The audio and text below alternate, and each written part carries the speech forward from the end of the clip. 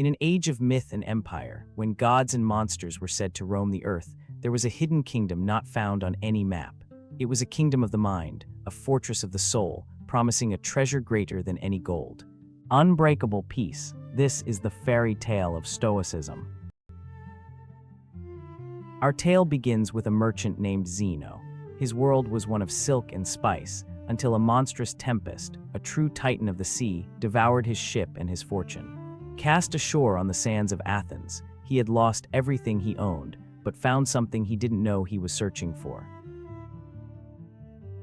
In a dimly lit bookshop, he found a scroll telling the story of Socrates. He asked the keeper, "Where can I find men like this?" The keeper, a shadowy figure, pointed him not to a palace, but to a public colonnade, the Stoa Poikal, the painted porch. Here, on this porch, Zeno began to weave his own philosophy from the threads of his experience. He taught that the storm that took his ship was external, beyond his control.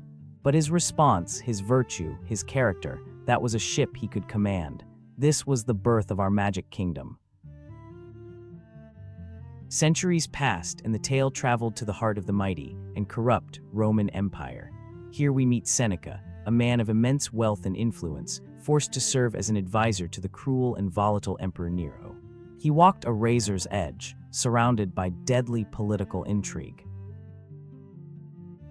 In secret, Seneca penned letters to a friend, not of court gossip, but of timeless wisdom. These letters were maps to navigate the treacherous landscapes of fortune, grief, and fear. He taught that even in a golden cage, the mind could be free, that true wealth was a soul that needed nothing.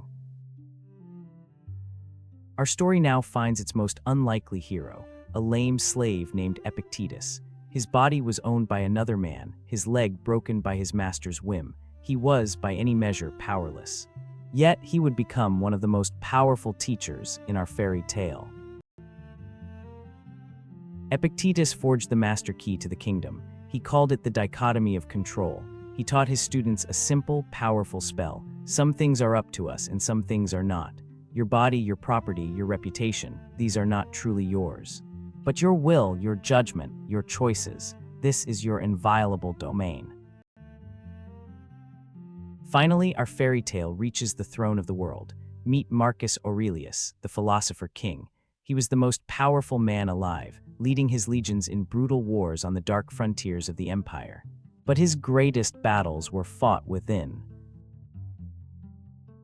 Every night by flickering candlelight, he wrote not for an empire or for history, but for himself.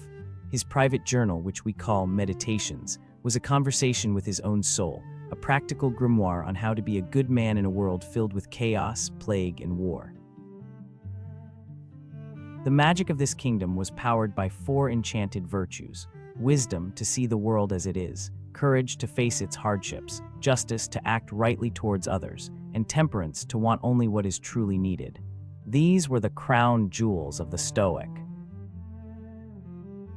But as all fairy tales must, this one faced a dark age. The Roman Empire crumbled into dust. The painted porch was forgotten, and the great books of the Stoics were lost, their wisdom seemingly vanishing from the world like a snuffed-out candle. For 1,000 years, the kingdom slept, but the magic was not dead, only buried. In the Age of Rebirth, scholars and poets unearthed the lost scrolls. The words of Seneca, Epictetus, and Marcus Aurelius were brought back into the light, their wisdom as potent as ever. And the fairy tale did not end there. It lives on today. It guides the soldier facing the horrors of war, the doctor making life-or-death decisions, the artist staring at a blank canvas. It is the secret code for modern cognitive behavioral therapy, helping millions build their own inner citadel. The great secret of this fairy tale, the ultimate magic, is that this kingdom is not in ancient Greece or Rome. It is not reserved for emperors or sages. The fortress is within you. The peace is your birthright. You need only learn the map, master the spells, and claim the unshakable throne of your own mind.